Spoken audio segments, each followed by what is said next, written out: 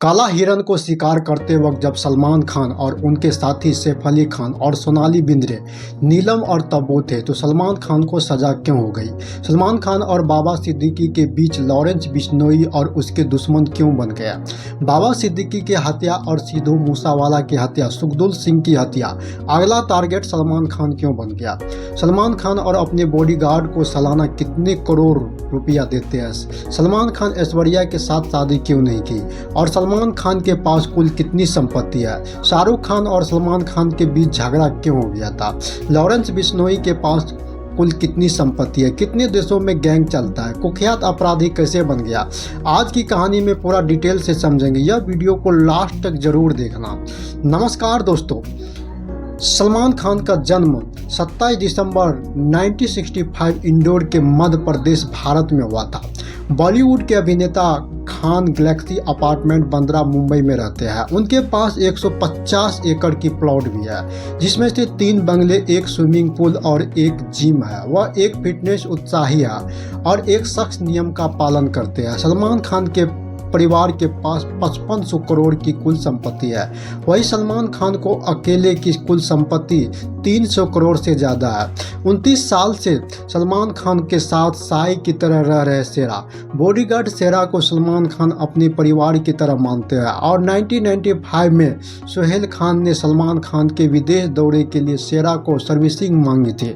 दरअसल एक बार सोहेल ने शेरा को ऑफिस बुलाया था क्योंकि सलमान खान को बाहर की सेज के लिए सिक्योरिटी चाहिए थी। शेरा के फीस भी कोई कम नहीं है। खबरों के मुताबिक शेरा को सालाना सिक्योरिटी के बदले करीब साल के 2 करोड़ रुपया देते हैं। महीने के हिसाब से देखा जाए तो 16 लाख रुपया प्रति माह की तनख्वाह होती है। सलमान खान को पहली फिल्म बीवी हो तो ऐसी थी, जो कि साल 1988 में रिलीज हुई थी। इस फिल्म में उन्होंने सहायक कलाकार की भूमिका निभाई थी।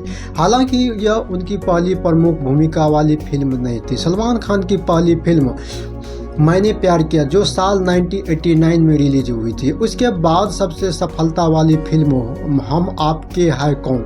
उसके बाद ढेर सारी सफलता वाली फिल्में बनाई गई। सबसे ज़्यादा कमाई करने वाली एक्शन फिल्म बनाई गई। सलमान खान ने शादी नहीं की और 1999 में उन्होंने बॉलीवुड अभिनेत्री ऐश्वर्या राय को डेट करना शुरू किया। उनके रिश्ते काफ़ी अच्छे थे। 2001 में दोनों के एक साथ थे और अलग नहीं हुए थे।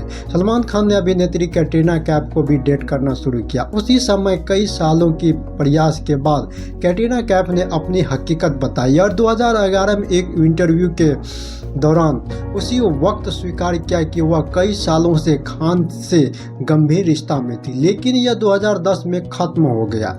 असंगीता बिजलानी और सोमी अली के साथ गंभीर रिश्ता में पड़े थे सलमान खान।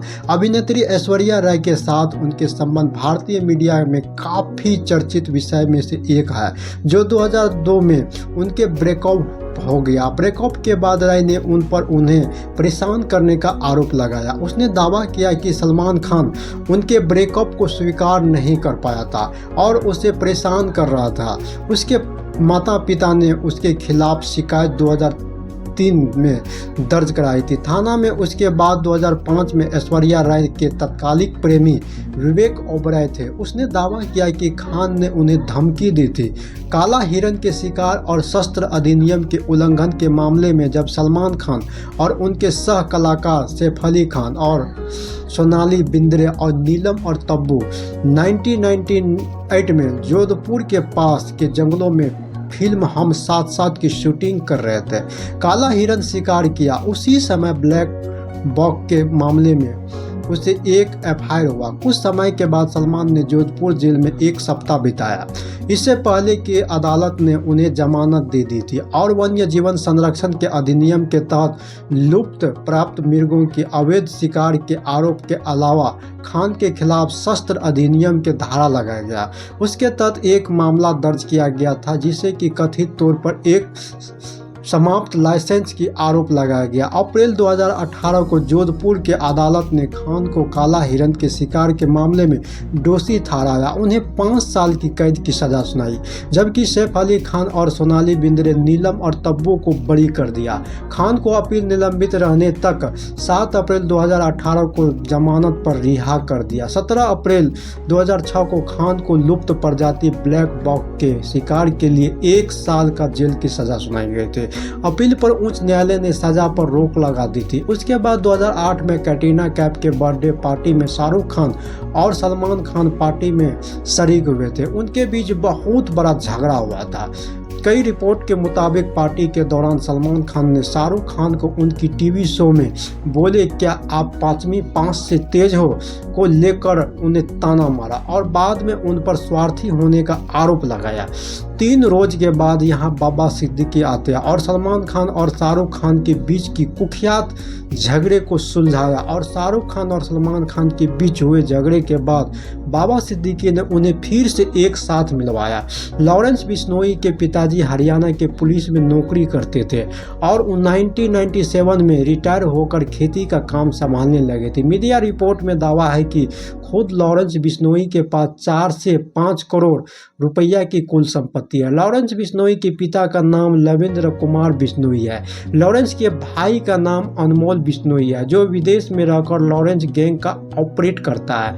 उसे कोई अंदाजा भी नहीं है कि जोधपुर में इस दौरान सलमान खान ब्लैक बॉक की शिकार कर रहा था और 25 साल बाद इसी बॉलीवुड के भाईजान को मारना उसकी जिंदगी का एक लौता मकसद रह जाएगा। खैर 12वीं पास करके 2010 में लॉरेंस बिश्नोई एक कॉलेज चंडीगढ़ में लॉ की ग्रेजुएशन करने के लिए चला गया। रिपोर्ट में यह भी कहती है कि 10वीं में लॉरेंस बिश्नोई एक लड़की को काफ़ी पसंद करते थे और 12वीं पास करते करते एक रिलेशनशिप में आ चुके थे। डीएवी कॉलेज चंडीगढ़ में लॉरेंस बिश्नोई ने अकेले नहीं बल्कि अपनी गर्लफ्रेंड के साथ भी एडमिशन लिया था। आगे की पढ़ाई के लिए कॉलेज में काफ़ी पॉपुलर होने की वजह से लॉरेंस स्टूडेंट इलेक्शन में खड़ा हो गया और डिसीजन लिया कि अपनी पार्टी स्टूडेंट और ऑर्गेनाइजेशन ऑफ पंजाब यूनिवर्सिटी यानी सेकू बनाई। इलेक्शन के दौरान लॉरेंस की मुलाकात हुई और गोल्डी बरार से। ये वही गोल्डी बरार है जिसने सिद्धू मूसेवाला को मारने की जिम्मेदारी ली थी और पुलिस के अनुसार फिलहाल कनाडा में बैठे बैठे इंडिया में अपनी गैंग्स को रन करते हैं। खैर काफ़ी मेहनत के बाद लॉरेंस बिश्नोई ये इलेक्शन हार गया, चूँकि अपोजिशन पार्टी से जनवरी 2011 में धीरे धीरे इस दुश्मनी के शूट ऑफ और गैंगवार के रूप लिया। इस शूट ऑफ की वजह से उस पर एफआईआर हुई, लेकिन इस बात पर ध्यान नहीं दी कि रिपोर्ट यह भी है कि लॉरेंस बिश्नोई ने एक पक्के अपराधी के रूप में तब लिया जब इसकी गर्लफ्रेंड को अपोजिशन पार्टी वाले ने जिंदा जला दिया था। बस अब यह क्या था कि लॉरेंस बिश्नोई एक एंट्री दहशत की दुनिया में हो चुकी है। बदला लेने के लिए उसने अपने कनेक्शन को बढ़ाने के शुरू कर दिया और जाने माने क्रिमिनल जैसे जग्गू और भगवानपुरी और रॉकी फैजल के साथ उसने हाथ मिला लिया। वो कांड करता गया, पकड़ाता गया, जेल जाते ही वह कनेक्शन के माध्यम से छूट जाता। यह होता रहा, लेकिन एक दिन राजस्थान पुलिस के साथ शूटआउट में उसे धर दबोचा गया और जयपुर में स्थित जवाहर सर्कल पुलिस थाने में बंद कर दिया गया। तब से लेकर आज तक लॉरेंस बिश्नोई की अलग अलग जेलों में ट्रांसफ़र किया जा रहा है, लेकिन वह पुलिस की गिरफ्त में है और लॉरेंस बिश्नोई जेल में बैठे बैठे सलमान खान को मारने की प्लानिंग करते हैं। ज़्यादा जरूरी यह समझना है कि सलमान खान की जान लेने के लिए वह इतना कमेंटेड क्यों हो गया। लॉरेंस बिश्नोई, इसके सरनेम को फोकस करो। बिश्नोई कमेटी 20 और 9 यानी 29 नियमों का फॉलो करते हैं। मान्यता यह है कि असली बिश्नोई वही है जो 29 रूल का फॉलो करते हैं। इन 29 रूलों में से कुछ रूल्स यह भी है कि दारू नहीं पीना और अमावस्या को व्रत रखना, नीले कपड़े के न पहनना और सुबह सूर्योदय होते ही नहाना, जानवरों और पर्यावरण को सुरक्षित रहना।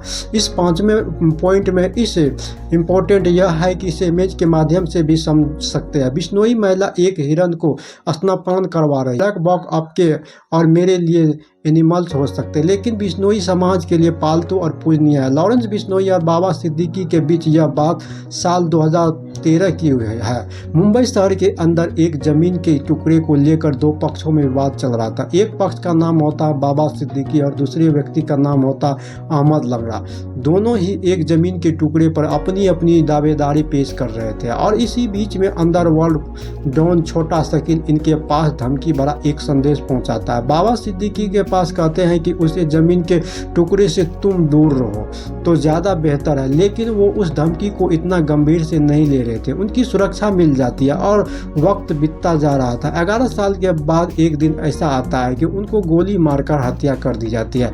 बात शुरू हो जाती है कि आखिरकार बाबा सिद्दीकी को किसने मारा। दरअसल संजय दत्त के बहुत से खास आदमी, अब चाहे सलमान खान हो, शाहरुख खान हो, सुनील शेट्टी हो या शिल्पा शेट्टी, ऐसे तमाम बॉलीवुड के नाम चुने जो अभिनेत्री और अभिनेता होते हैं, उनसे इनके बहुत गहरे संबंध बताए जाते हैं। आखिरकार बाबा सिद्दीकी की हत्या सच्ची घटना 12 अक्टूबर 2024 की एक तरफ पूरा देश दशहरा का पर्व मना रहा था। जगह जगह पर रावण के पुतला फूके जा रहे थे, दहन हो रहा था और इसी बीच में लोग खुशियां मना रहे थे, पटाखे छोड़ रहे थे। महाराष्ट्र प्रदेश के एक शहर मुंबई शहर के बेरा ईस्ट का एक निर्मल नगर थाना लगता है। वहां पर एक पूर्व विधायक अपने विधायक बेटे ऑफिस से निकलकर दशहरा का पर्व मना रहे थे।